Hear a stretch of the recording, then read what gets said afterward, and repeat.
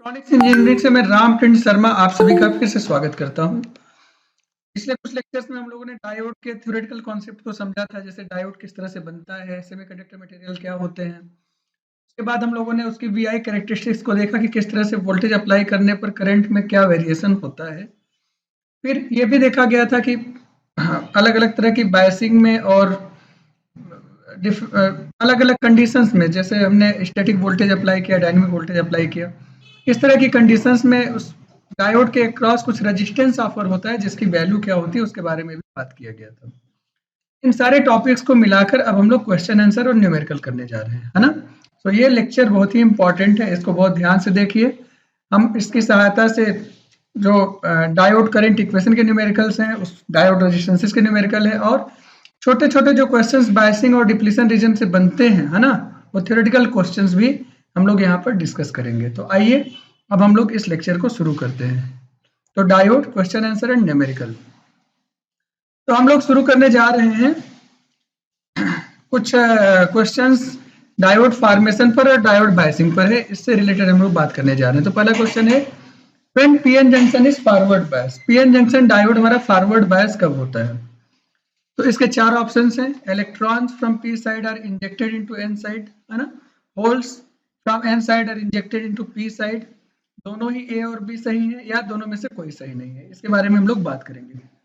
तो जब भी हम फॉरवर्ड बायस की बात करते हैं तो हम कहते हैं कि पी को बैटरी के पॉजिटिव पोटेंशियल से और एन को बैटरी के नेगेटिव पोटेंशियल से कनेक्ट करते हैं, यही ना बात होती है। और पी में क्या होते हैं, मेजॉरिटी कैरियर्स होल्स होते हैं। एन में क्या होते हैं, मेजॉरिटी चार्ज कैरियर्स इलेक्ट्रॉन्स होते हैं। तो जब हम पॉजिटिव टर्मिनल की बात करें, वो पी से कनेक्टेड है, तो वो पॉजिटिव चार्ज कैरियर्स होल्स को रिपेल करेगा। इस तरह से होल्स पी से एन की तरफ इंजेक्ट होंगे। तो यहाँ पहला ऑप्शन है, पी से एन की तरफ जो इंजेक्शन हो रहा है वो इलेक्ट्रॉन्स का हो रहा है, तो गलत हुआ क्योंकि होल्स का इंजेक्शन होगा। तो पहला ऑप्शन गलत है। फिर हमने कहा कि एन साइड से पी साइड, तो एन साइड से पी साइड की तरफ, तो एन से क्या कनेक्टेड है, नेगेटिव टर्मिनल, तो माइनस की वजह से negative charge electrons will feel repulsion force, जिसकी वजह से एन से पी की तरफ इलेक्ट्रॉन्स का मूवमेंट होगा। लेकिन यहाँ क्या लिख रहे हैं, एन से पी की तरफ किसका मूवमेंट है, होल्स का मूवमेंट है।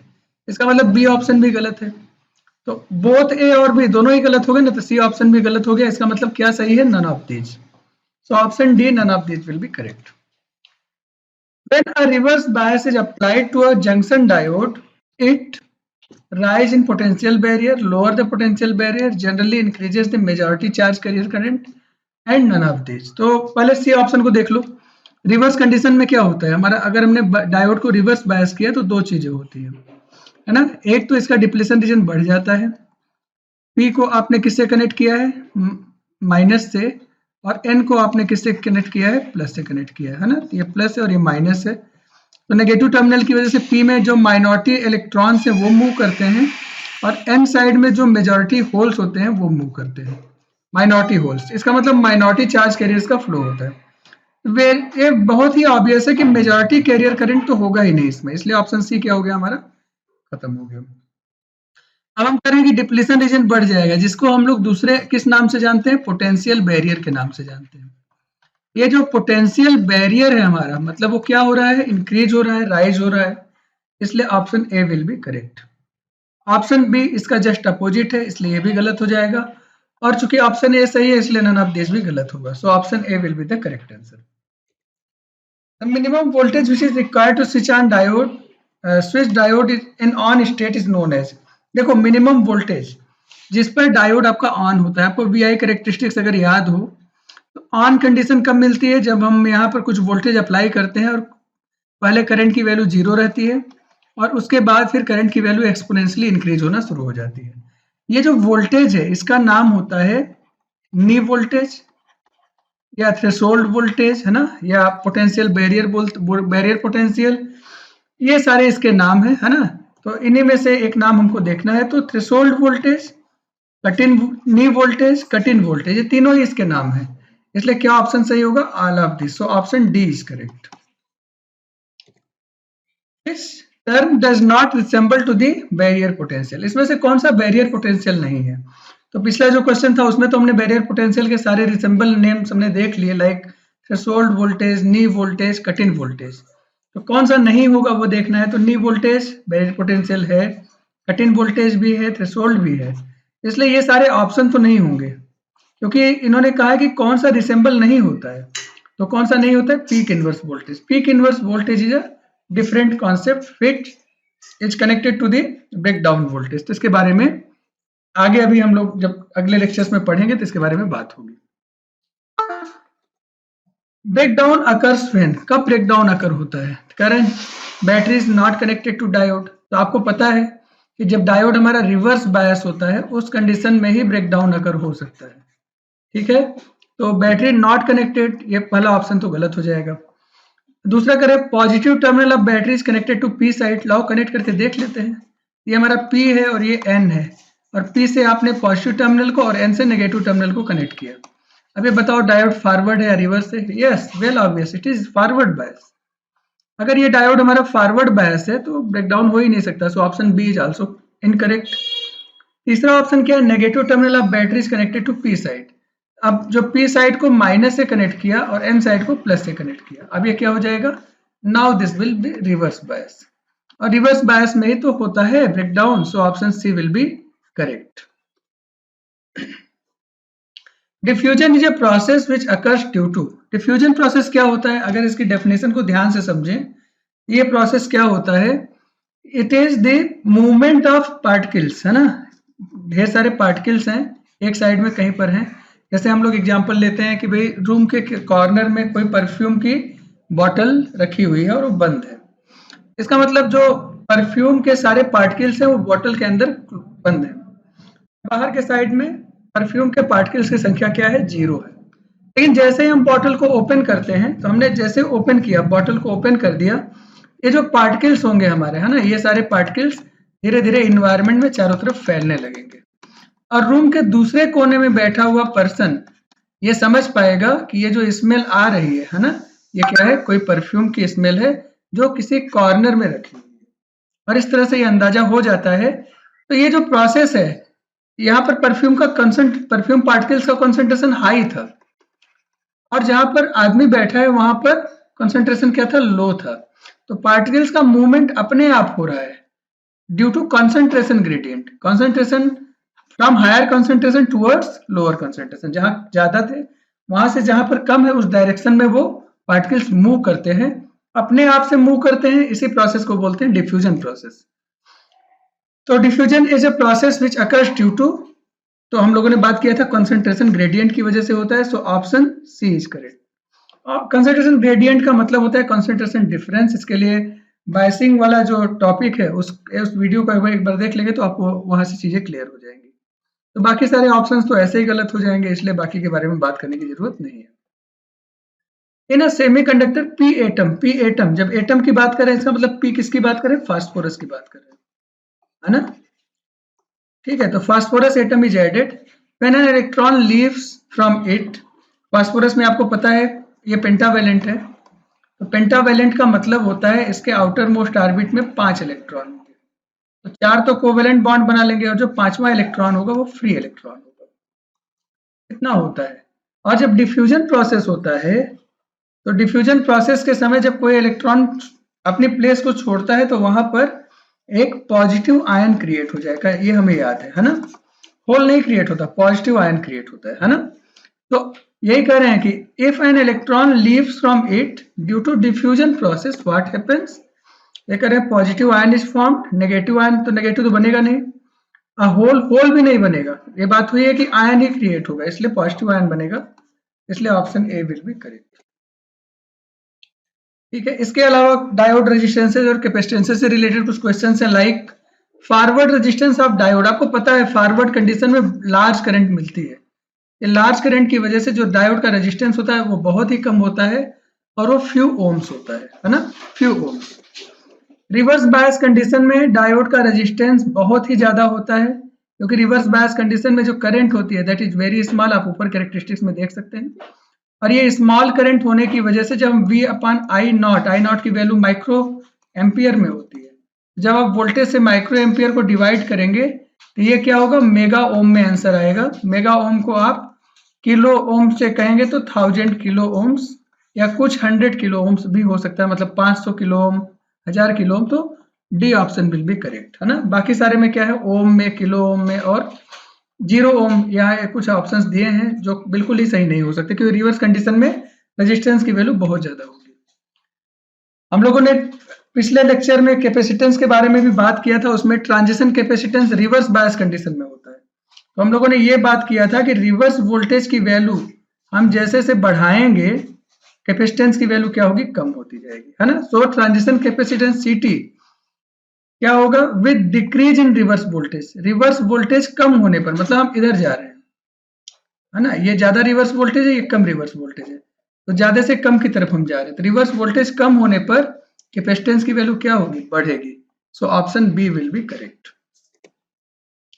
Eight which of the following value CD is maximum, CD मतलब डिफ्यूजन कैपेसिटेंस, तो डिफ्यूजन कैपेसिटेंस आपका फॉरवर्ड कंडीशन में होता है, तो फॉरवर्ड कंडीशन में जो कैपेसिटेंस हो, फॉरवर्ड बायस वोल्टेज बढ़ने के साथ साथ कैपेसिटेंस की वैल्यू बढ़ती है, ये भी हमको क्लियर है, ठीक है। तो यहाँ पर इसका क्या मतलब हुआ कि अगर हमने रिवर्स वोल्टेज अप्लाई किया है तब तो CD होगा ही नहीं, ठीक है। 0 वोल्टेज अप्लाई किया है तो उस समय CD की वैल्यू मिनिमम होगी, ये 0 वोल्ट है, और 0 वोल्ट से जैसे जैसे पॉजिटिव की डायरेक्शन में बढ़ेंगे, ठीक है, तो ये मिनिमम हो गया, तो बाकी इन दोनों में कोई एक मैक्सिमम होगा, तो 0.2 वोल्ट पहले पड़ेगा और 0.31 वोल्ट बाद में पड़ेगा, तो किस पर ज्यादा मिल रहा है कैपेसिटेंस, 0.31 वोल्ट पर।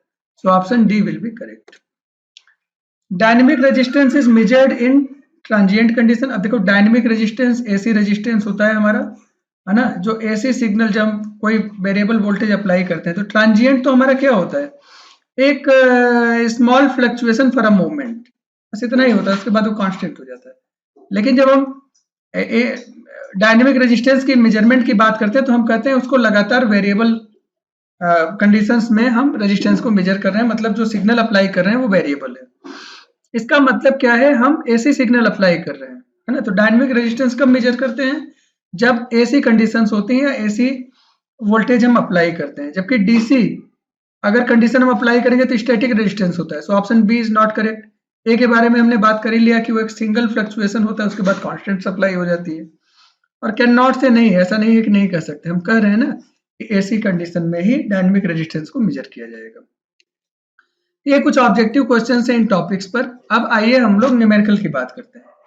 तो कोई भी न्यूमेरिकल करने के पहले हमें उन फार्मूले की जरूरत पड़ती है, तो फार्मूले को हम कह रहे हैं कि इन फार्मूलाज को आप रिमेंबर कर लीजिए, रिमेंबर दिस फार्मूलाज।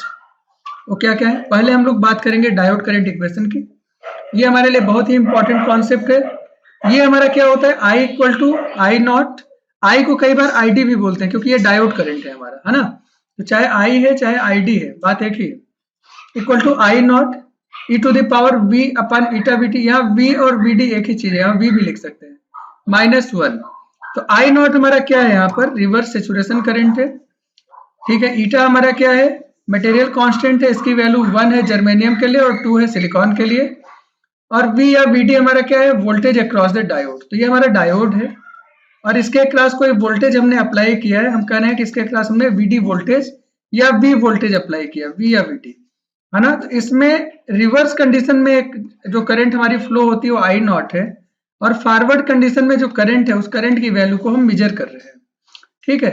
ये जो डायोड है ये किसी मटेरियल का बना है, तो उसका मटेरियल कांस्टेंट ईटा है, और इसी टेम्परेचर पर इसमें जो करंट हम मेजर करें वो टेम्परेचर T है। T को अगर हम केल्विन में रिप्रेजेंट करें तो T in kelvin divided by 11,600 volt, ये हमारी VT की वैल्यू होती है जो यहाँ इक्वेशन में यूज किया गया है।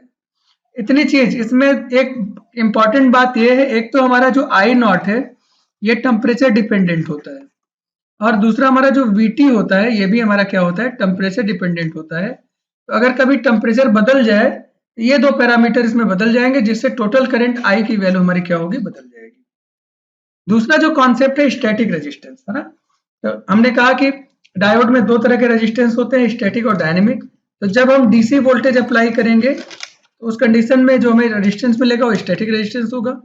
इसको हम कैसे कैलकुलेट करते हैं, डायोड के अक्रॉस जो भी वोल्टेज हमने अप्लाई किया, है ना, V या VD, उसके करेस्पॉन्डिंग उसमें एक करंट फ्लो होगी I, तो V अपन I कर देंगे तो हमें क्या मिल जाएगा, स्टैटिक रेजिस्टेंस हमको मिल जाएगा। ये फिक्स्ड वोल्टेज की कंडीशन में होता है। डायनेमिक रेजिस्टेंस हमारा होता है RD equal to eta VT into I divided by I naught e to the power VD upon eta VT, या इसी को इस फार्मूले से eta VT divided by I plus I naught से लिखते हैं। और ये सारे टर्मिनोलॉजी ऊपर यहाँ पर दिए गए हैं, उसके बारे में आप पहले जान चुके हैं। डायनेमिक रेजिस्टेंस अब कब मेजर करते हैं? जब हमने कोई वेरिएबल सिग्नल अप्लाई किया होगा और उस कंडीशन में जब हम रेजिस्टेंस को मेजर करेंगे तो उसको बोलते हैं डायनेमिक रेजिस्टेंस। और उस कंडीशन में भी आप जो करंट आप मेजर कर रहे हैं उस करंट को इस इक्वेशन में पुट करके आप डायनेमिक रेजिस्टेंस की वैल्यू को कैलकुलेट कर सकते हैं। So coming to the numericals, ये सारे फार्मूले एकदम से माइंड में बैठा लीजिए। आपको ये सारे फार्मूले याद हैं, मतलब समझ लीजिए न्यूमेरिकल आपके हाथ में है। आप में से जिन लोगों ने इस फार्मूले पर विश्वास नहीं किया या याद नहीं किया, उनके लिए आसान आसान न्यूमेरिकल छूट जाएंगे और एग्जाम में प्रॉब्लम क्रिएट करेगा। According to the question, a germanium diode is used in a rectifier circuit. हम एक एक पैरामीटर को ध्यान से देखते चलेंगे। पहले इन्होंने कहा कि डायोड का मटेरियल है। अब अभी थोड़ी देर पहले हम लोगों ने देखा था कि अगर जर्मेनियम डायोड होगा तो ईटा की वैल्यू 1 होगी, सिलिकॉन डायोड होगा तो ईटा की वैल्यू 2 होगी। तो एक चीज हमें क्या पता चल गया, ईटा की वैल्यू हमारी क्या हो गई, हमारी ईटा की वैल्यू हो गई 1। क्यों 1 हो गई? क्योंकि ये हमारा जर्मेनियम डायोड है। फिर कह रहे हैं it is operating at a temperature of 25, T की वैल्यू है 25 डिग्री सेल्सियस, और हमें किस में निकालना था, केल्विन में ना। तो 25 में 273 को ऐड किया तो केल्विन में आ जाएगा 298 केल्विन। ये हमें मिल गया है ना। मैं अपने साथ कैलकुलेटर भी रखूंगा सो दैट कि अब हमें अगर टी मिल गया तो वीटी भी तो हमें निकालना है। तो वीटी हमारा क्या होता है, T in kelvin divided by 11600 volt. इसको सॉल्व करें तो टी की वैल्यू हमारी है 298 डिवाइडेड बाई, इसको हमने डिवाइड कर दिया 11600 से, विल गेट 0.02569। आप है ना ये जो वैल्यू है इसको डेसिमल के 5 पॉइंट्स तक रखो। कई बुक्स में सीधे सीधे 0.026 रख लेते हैं, बट मैं आपसे सिर्फ आपको ये सलाह देता हूं कि आप इसको डेसिमल के कम से कम 5 पॉइंट तक रखो। इसमें जो वैल्यू आई थी वो आई थी कैलकुलेटर में 0.0258659 ऐसे करके आया था। तो हमने जब ये 9 बाद वाले सब हटाए, इस 8 की वैल्यू 9 हो गई। सो will get this in volt. इसके अलावा हमारे पास और क्या दिया है, इस रिवर्स सेचुरेशन करंट की वैल्यू दिया है 1000 माइक्रो एम्पियर। सो रिवर्स सेचुरेशन करंट हमारा क्या हो जाएगा, आई नॉट 1000 माइक्रो एम्पियर या 1000 इंटू 10⁻⁻6 एम्पियर, ये हमें मिल जाएगा है ना। और इसके अलावा वोल्टेज की वैल्यू दी हुई है, फॉरवर्ड वोल्टेज V की वैल्यू 0.2 वोल्ट। चलो इतनी बात क्लियर हो गई। तो अब हम करंट की वैल्यू निकाल सकते हैं क्या? Yes we can. कैसे निकाल सकते हैं, I equal to I naught e to the power V upon eta VT -1, और यह वैल्यूज पुट करो 1000 into 10⁻⁻6 e to the power V की वैल्यू 0.2 डिवाइडेड बाई ईटा की वैल्यू 1 इंटू 0.02569, और ये हमारा हो जाएगा -1। और कैलकुलेटर से कैसे कैलकुलेट करना है उसके बारे में भी कुछ वीडियोस हमने डाल रखे हैं हमारी इसमें प्लेलिस्ट में। आप एक प्लेलिस्ट देखिए कैलकुलेटर यूजेज है ना, तो जहां पर कैलकुलेटर की सहायता से कैलकुलेशन है उसमें इस तरह के इक्वेशंस को सॉल्व करना बताया गया है। तो आप इन इक्वेशंस को सॉल्व करिए, तो आप सीधे सीधे टाइप करिए। अगर कैलकुलेटर में आप टाइप करेंगे तो आप इस तरह से टाइप करेंगे, it can be written as 1000 into 10, फिर कैलकुलेटर में पावर आएगा -6, फिर इंटू का मतलब है ना मल्टीप्लीकेशन, फिर उसके बाद एक ब्रैकेट लगाइए क्योंकि कैलकुलेटर में एक ही तरह का ब्रैकेट आपको मिलेगा। फिर e टू दी पावर लगाएंगे तो पावर में फिर ब्रैकेट लगेगा 0.2 डिवाइडेड बाई, फिर ब्रैकेट लगेगा 1 इंटू 0.02569 ब्रैकेट बंद, और दूसरा ब्रैकेट भी बंद है ना। तो ये e to the power complete हो गया। और उसके बाद फिर क्या टाइप करेंगे, -1, फिर ये वाला ब्रैकेट आप बंद कर देंगे और इसको आप सॉल्व कर लीजिए, है ना। तो जब मैं इसको कैलकुलेटर से सॉल्व कर रहा हूं, इसकी वैल्यू हमको मिल रही है 0.2 डिवाइडेड बाई 0.02569। इसको हमने e टू द पावर किया, इसको हमने कहा -1 और फिर इसको मल्टीप्लाई कर दिया 1000 into 10 to the power -6 and we'll get 2. This value is 2.404 milli into 404 ampere, ये हमें मिल रहा है ना, 2.404 एम्पियर। तो इस तरह से हमें आई की वैल्यू मिल गई, जो हमारी करंट है वो कितनी है, 2.404 एम्पियर है। Is it okay? यहां तक बात समझ में आ गई। अब हमें क्या निकालना है ना, आप एक बार कैलकुलेशन जरूर चेक कर लीजिएगा। अब हमें निकालना है, इन्होंने कहा आल्सो कैलकुलेट डायोड रेजिस्टेंसेस। पहले तो करंट की वैल्यू पूछा था कि कैलकुलेट वैल्यू ऑफ करंट, ठीक है। अब हम कह रहे हैं डायोड रेजिस्टेंसेस, मतलब हमें क्या क्या कैलकुलेट करना है, स्टैटिक और डायनेमिक रेजिस्टेंसेस की वैल्यू को भी कैलकुलेट करना है। तो स्टैटिक रेजिस्टेंस RS हमारा होता है V/I, V की वैल्यू 0.2 और I की वैल्यू अभी अभी हम लोगों ने निकाला था 2.404, 2.404, ये एम्पियर में है और ये वोल्ट में है। इसका मतलब जो आंसर आएगा वो किस में आएगा, ओम में आएगा। 2.404 और हमें ये मिल रहा है 0.0832 ओम।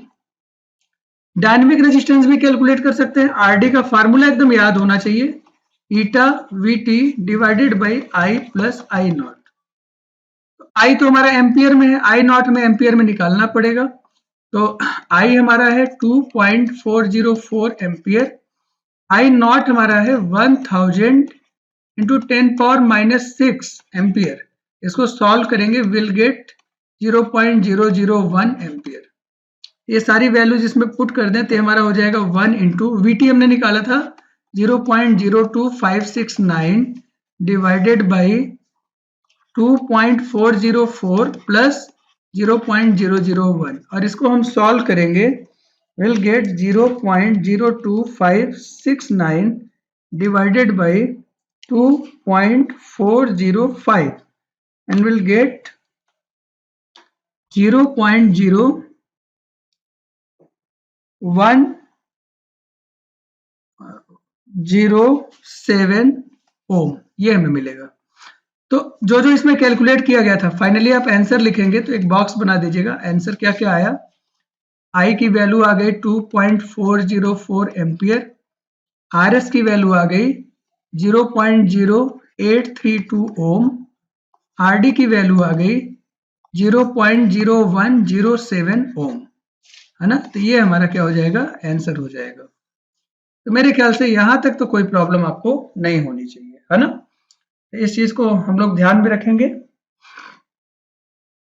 इसी तरह का जो सेम क्वेश्चन है इसको भी ध्यान से देखेंगे। फिर क्या बात की है, फिर से जर्मेनियम डायोड की बात की गई है ना। अब इसमें पूछा क्या है, पहले लास्ट में देखिए। सबसे पहले इन्होंने पूछा है कैलकुलेट द वोल्टेज, वोल्टेज पूछ रहे हैं, वी की वैल्यू निकालनी है। वी नहीं पता है, क्या क्या पता है, इसका मतलब करंट पता होगा। और डायोड रेजिस्टेंसेज भी बाद में निकालना है, मतलब आरएस भी निकालना है और आरडी भी निकालना है। अच्छा, क्या क्या दिया है, जर्मेनियम डायोड है तो ईटा की वैल्यू कितनी है, 1। फिर कह रहे हैं reverse saturation current 100 micro ampere दिया है, मतलब आई नॉट इज 100 माइक्रो एम्पियर, मतलब इंटू 10⁻⁻6 एम्पियर। वोल्टेज निकालना है और इन्होंने कहा है कि eight which calculate the voltage at which 10% of rated current. तो जो करंट आई है वो कितना है, 10% ऑफ रेटेड करंट, ना। 10% of rated current will flow, तो रेटेड करंट भी पता होना चाहिए। If diode is rated for 1 ampere, फिर उन्होंने कहा कि रेटेड करंट कितना है, 1 एम्पियर है, 10% ऑफ 1 एम्पियर, इसको मिली एम्पियर में लिखो। ये हो जाएगा 10% ऑफ 1 एम्पियर का मतलब 1000 मिली एम्पियर। अब इसका परसेंटेज सॉल्व करो तो हमें पता है ना, 10 इंटू 1000 मिली एम्पियर और परसेंट है तो डिवाइडेड बाई क्या करेंगे 100, 100 से डिवाइड कर दिया तो ये हमारा एक जीरो यहाँ कट गया, एक जीरो यहाँ, तो क्या बचा 100 मिली एम्पियर। इसमें जो आई की वैल्यू होगी वो क्या होगी 100 मिली एम्पियर होगी। ठीक है, इतनी बात क्लियर हो गई। तो अब हमें क्या क्या चाहिए, वीटी चाहिए हमको। तो इन्होंने कहा कि रूम टेम्परेचर है, तो रूम टेम्परेचर मतलब टी की वैल्यू हो गई 27 डिग्री सेल्सियस, मतलब ये हो गया 27 प्लस 273 या 300 केल्विन, है ना। और इस कंडीशन में अगर हम वीटी की वैल्यू सॉल्व करें तो ये हमारा हो जाएगा 300 डिवाइडेड बाई 11600 वोल्ट। और इसको अगर हम सॉल्व करें ये वैल्यू है 0.02586 वोल्ट, है ना, ये हमारा है। तो हमें ये सारी चीजें पता चल गई। तो अब हमें क्या कैलकुलेट करना है, अब हमें V की वैल्यू निकालनी है। अब ध्यान से इसको देखना है। तो ऐसे V हमारा है कहाँ, तो अब जरा इक्वेशन हम लिख कर देख लेते हैं। तो I हमारा क्या है, I naught e to the power V upon eta VT minus 1, ये हमारा होता है। सारी वैल्यूज को पुट करें। I की वैल्यू हमारी है 100 मिली एम्पियर, मतलब 100 into 10 power minus 6 equal to 1000 का 10%, 10 पावर माइनस 3, है ना, ये हमारा हो जाएगा milli ampere, equal to I naught है 100 into 10 power minus 6 into e to the power V पता नहीं है, डिवाइडेड बाई ईटा की वैल्यू 1, बीटी की वैल्यू 0.02586 और माइनस 1, ये हमको सॉल्व करना था। अब पिछले जो हमने अभी कैलकुलेटर वाला वीडियो एक दिखाया था उसमें एक बात ये भी हुई थी कि कोई ऐसा पैरामीटर जो एक्सपोनेंशियल फंक्शन के अंदर हो उसको सॉल्व करने के लिए हमें क्या करना पड़ेगा। तो हमने सबसे पहले बताया था कि इस वाले टर्मिनोलॉजी को इधर ले आकर डिवाइड कर दो।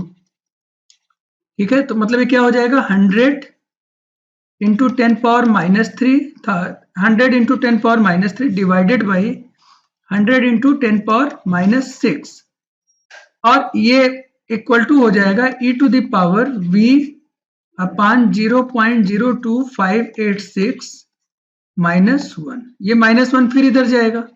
इसको जरा सॉल्व कर लें, इसको सॉल्व करेंगे तो आ जाएगा 1000, तो 1000 plus 1 equal to e to the power v upon 0.02586, ये हमारा हो गया 1001।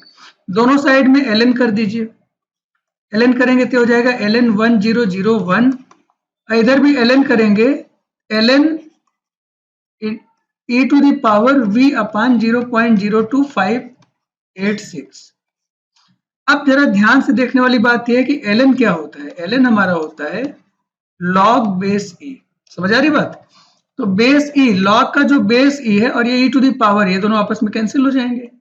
सो हमारे पास ये इतना बचेगा, तो हम क्या लिख सकते हैं v upon 0.02586 equal to ln 101, और ln 1001 की वैल्यू आप सॉल्व कर लो जो भी आएगा। अभी मैं इसी को ऐसे ही लिख रहा हूँ 1001, या v की वैल्यू आप बताओ क्या आ जाएगी, ये वाली चीज जाकर यहाँ मल्टीप्लाई हो जाएगी। So will gate 0.02586 into ln 1001। अब इसकी वैल्यू को आप सॉल्व कर लो। हमने लिखा कैलकुलेटर से टाइप किया ln, एक फंक्शन है 1001, इक्वल किया जो भी वैल्यू आई उसको उसमें मल्टीप्लाई कर दिया हमने 0.02586, और हमें वैल्यू मिल गई 0.17866 वोल्ट। ये हमारा V की वैल्यू आ जाएगी, है ना। फिर दूसरी बात, अच्छा I की वैल्यू हमको पता है 100 इंटू 10 पावर माइनस 3, याद रखिएगा। फिर इन्होंने कहा कि हमें और भी कैलकुलेट करना है, स्टैटिक और डायनेमिक रेजिस्टेंस भी कैलकुलेट करना है। स्टैटिक रेजिस्टेंस हमारा क्या होता है, V अपन I होता है। तो V की वैल्यू 0.01786 और डिवाइडेड बाई I की वैल्यू 100 इंटू 10 पावर माइनस 3। अब इसको आप सॉल्व कर लो, तो जब कैलकुलेटर से इसको सॉल्व करेंगे विल गेट 17.866 डिवाइडेड बाई 100, तो ये हमारा हो जाएगा 0.17866 ओम। और आरडी की वैल्यू हमारी होती है eta V T divided by I plus I naught. ठीक है, तो आई ईटा वीटी हमारा हो गया 0.02586 डिवाइडेड बाई आई की वैल्यू हमारा है, एम्पियर में ही रखो तो 100 मिली एम्पियर है, तो एम्पियर में इसको रखेंगे। चलो सॉल्व कर लेते हैं। आई हमारा क्या होगा 100 इंटू 10 पावर माइनस 3 या 0.01 है ना, ये हमारा आ जाएगा 0.1 एम्पियर। और आई नॉट की वैल्यू हमारी हो जाएगी 100 इंटू 10 पावर माइनस 6, इसको आप लिखेंगे 0.0001 एम्पियर। ये दोनों वैल्यू यहाँ पुट कर दो तो 0.1 प्लस 0.0001 और ये वैल्यू हमारी हो जाएगी 0.02586 डिवाइडेड बाई 0.1001 ब्रैकेट बंद। इसको हम सॉल्व करेंगे तो विल गेट 0.258 ओम है ना, ये आरडी की वैल्यू है। एक बार कैलकुलेशन जरूर चेक कर ले। तो इस तरह से ये वैल्यू हमको मिल जाएगी, इस तरह से इसको सॉल्व किया जा सकता है। तो कुल मिलाकर ये है कि इस कंडीशन में हमें वोल्टेज कैलकुलेट करना था तो हमें एलएन फंक्शन का यूज करना पड़ा। तो जब भी ऐसे क्वेश्चन आएंगे उसमें एलएन फंक्शन की सहायता से आप इसको सॉल्व करने का प्रयास करें। इस तरह से और भी क्वेश्चंस कर सकते हैं। अब मैं यहाँ पर जल्दी जल्दी इसको करता हूँ। जैसे यहाँ पर दिया है कि डायोड, अब यहाँ पर डायोड का नाम नहीं दिया है ना कि कौन सा मटेरियल है। जब कोई मटेरियल नहीं दिया होगा उस कंडीशन में आप, अच्छा यहाँ पर डायोड का मटेरियल पूछा गया है, कैलकुलेट ईटा, तो डायोड का मटेरियल हमें कैलकुलेट करना है। So will not assume anything, हम कहेंगे कि ईटा की वैल्यू हमको कैलकुलेट करनी है।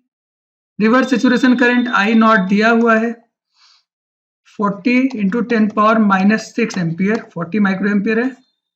टी की वैल्यू दिया है 30 डिग्री सेल्सियस, मतलब 30 प्लस 273 इक्वल टू हो जाएगा 303 केल्विन। तो वीटी की वैल्यू हो जाएगी 303 अपॉन 11600 वोल्ट। और इसको जब हम सॉल्व करेंगे तो ये हमारा हो जाएगा 0.02612 है ना, 0.02612 ये हमारा हो जाएगा वोल्ट। वीटी की वैल्यू हमें मिल गई। ठीक है, और करंट कितना जा रहा है, आई की वैल्यू उन्होंने दे रखा है 1 into 10 power minus 3 ampere, 1 milli ampere बोलते हैं। और वी की वैल्यू हमारे पास है 0.14 वोल्ट। यहाँ पर एक बात है जो पूछा जा रहा है, ईटा, ईटा भी एक्सपोनेंशियल फंक्शन के अंदर है, तो उसको भी सॉल्व करने का वही तरीका होगा जो अभी हम लोग बात कर रहे थे। तो I equal to I naught e to the power V upon eta V T minus 1। Function में वैल्यूज को पुट करें तो ये 1 into 10 power minus 3 equal to 40 into 10 power minus 6 bracket में e to the power V है 0.14 अपन ईटा की value निकालनी है इंटू 0.02612 माइनस 1। तो सबसे पहले इसको हम डिवाइड कर दें और उसके बाद फिर ये वाला 1 ले आकर उधर प्लस कर देंगे जैसे कि हमने पहले किया था। तो हम लोग इसको कैलकुलेटर में सीधे सीधे करेंगे 0.001 है ना, 1 मिली एम्पियर हमारा है, ये एम्पियर में आ गया, डिवाइडेड बाई 0.0004 यही ना आएगा। इसको हम सॉल्व करेंगे तो विल गेट 2.5। एक बार हम और करके देख लेते हैं। 1 into 10 to the power minus 3, इसको हमने डिवाइड किया 40 into 10 to the power minus 6 से, और ये सॉल्व हो करा 25 है। सो दिस इज 25, इसमें 1 को ऐड करेंगे सो विल गेट 26। तो हमें इस साइड में मिल रहा है 26 पूरा सॉल्व करने के बाद, और दूसरे साइड में मिल रहा है e to the power 0.14 divided by eta into 0.02612।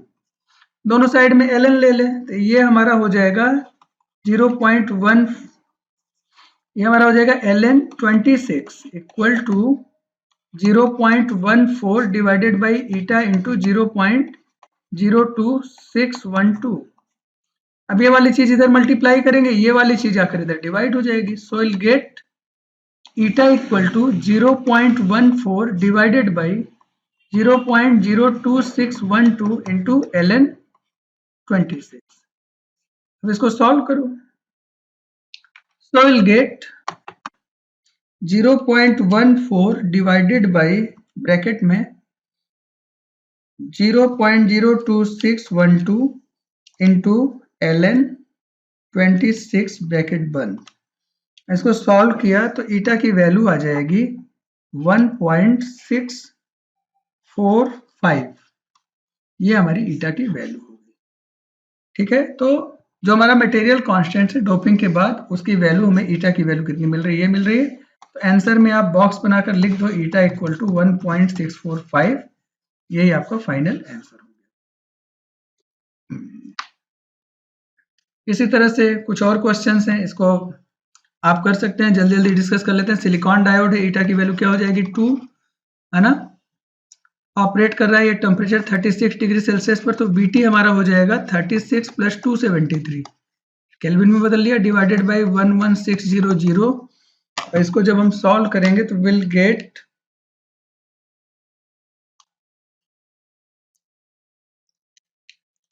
ये वैल्यू हमें मिल जाएगी 0.02664 ये हमें मिल जाएगा। इसके अलावा reverse saturation current I not की वैल्यू 10 माइक्रो एम्पियर, मतलब 10 × 10⁻⁻6 एम्पियर, और V की वैल्यू दिया है 0.18। क्या I की वैल्यू निकाला जा सकता है? बिल्कुल। तो I equal to I naught 10 × 10⁻⁻6 e to the power V 0.18 divided by 2 into 0.02664 -1। हमेशा ये नीचे वाला चीज कैलकुलेटर में ब्रैकेट लगाकर सॉल्व करिएगा, अदरवाइज आपको प्रॉब्लम महसूस होगी, है ना। तो जैसे यहाँ पर एक्सपोनेंशियल फंक्शन हमने लिया 0.18 डिवाइडेड बाई ब्रैकेट लगाया हमने 2 इंटू 0.02664 ब्रैकेट बंद किया और इसको सॉल्व किया। जो भी आया उसमें से -1 किया, एक्सपोनेंशियल फंक्शन में से -1 करना है, और फिर जो भी आया उसमें 10 टू द पावर -6 से मल्टीप्लाई कर दिया, और हमें ये आंसर मिल गया 0.283 इंटू 10⁻³ एम्पियर, या 0.283 मिली एम्पियर। ये हमें आई की वैल्यू मिल गई। अगर हमें स्टैटिक या डायनेमिक रेजिस्टेंस कैलकुलेट करना होता तो हम क्या करते, RS equal to V upon I, V भी पता है, I भी पता है, और RD equal to eta VT upon I plus I naught, सारी वैल्यूज यहाँ एम्पियर में रखकर इसको सॉल्व कर लेते हैं, है ना। तो हमें दोनों ही वैल्यूज आसानी से कैलकुलेट हो जाती है। इसको हमें इसी तरह से मान लो जर्मेनियम डायोड है ना, तो जर्मेनियम डायोड में ईटा की वैल्यू हमारी क्या होगी, that will be 1। Reverse saturation current की वैल्यू है आई नॉट 15 × 10⁻⁻6 एम्पियर, 15 माइक्रो एम्पियर है। ये हमारा वोल्टेज निकालना है, यहाँ पर कैलकुलेट वोल्टेज, V की वैल्यू निकालनी है, जबकि करंट की वैल्यू दिया है 1% of rated current. Rated current की वैल्यू बाद में लिखा है रूम टेम्परेचर पर, डायोड में रेटेड करंट है 100 मिली एम्पियर, तो हो गया 1% ऑफ 100। इसको सॉल्व किया तो 1 × 100 divided by 100 that is 1 milli ampere, ये हमको मिलेगा। और रूम टेम्परेचर कह रहे हैं ना, तो VT की वैल्यू हमारी हो जाएगी रूम टेम्परेचर 27 + 273 डिवाइडेड बाई 11600, और अभी पिछले क्वेश्चन में हमने सॉल्व किया था 0.02586 वोल्ट, हमारा ये हो जाएगा। अब ये सारी चीजों को हम उसमें इक्वेशन में पुट कर दें तो I equal to I naught e to the power V upon eta VT -1।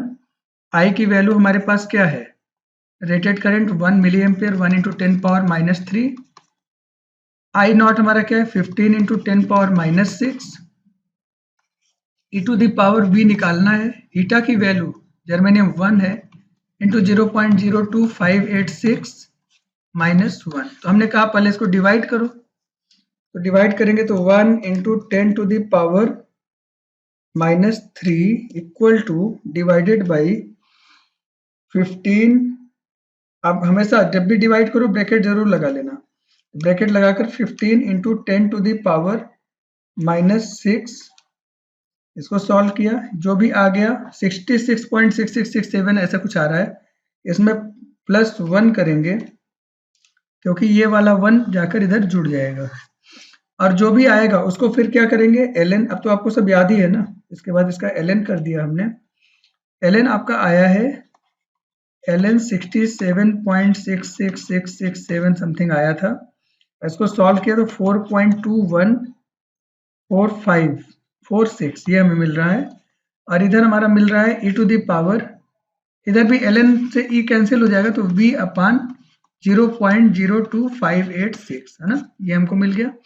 तो v की वैल्यू हमारी हो जाएगी 0.02586 इंटू 4.2146, इसको मल्टीप्लाई कर देंगे इंटू 0.02586 विल गेट v की वैल्यू हमें मिल रही है 0.109 वोल्ट है ना, ये हमको मिल रहा है।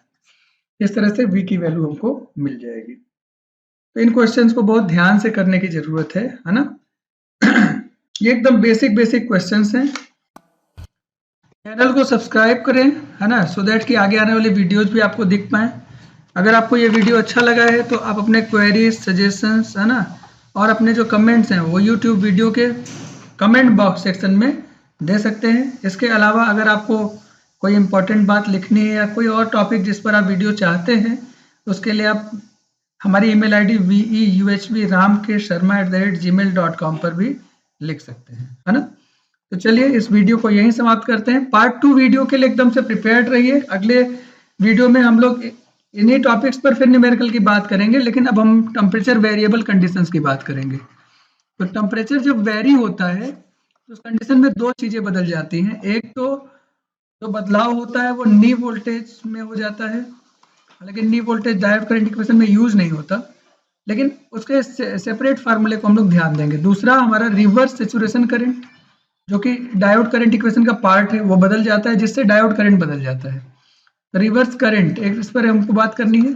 तीसरी जो चीज है वीटी, टेम्परेचर बदलने पर वीटी तो सीधे सीधे टेम्परेचर का पार्ट है ना, 3 केल्विन डिवाइडेड बाई 11600, ये वाली चीज भी बदल जाएगी क्योंकि टेम्परेचर बदल रहा है। इसलिए अगले वीडियो में जो हम न्यूमेरिकल करेंगे, दोज आर मोर इम्पोर्टेंट, उस पर और ध्यान देने की हमको जरूरत है। तो उसके लिए रेडी रहे। चलिए अगले वीडियो में हम लोग फिर मिलेंगे, तब तक के लिए आप सभी को नमस्कार।